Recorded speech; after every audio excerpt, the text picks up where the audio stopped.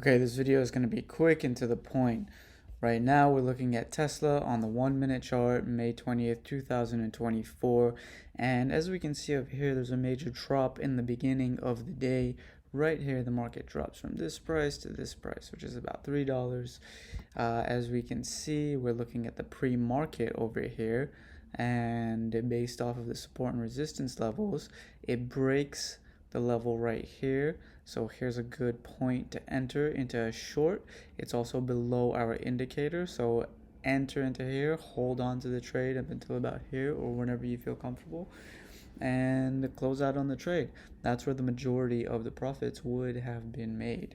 Of course, you can trade throughout the day, but it will take an advanced trader, it will take an advanced eye, and you would have to have more time in the market to actually understand the nature of the market and see and notice how it moves.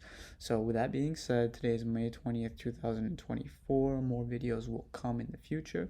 If you have any questions, head over to our website and we'll be glad to help you.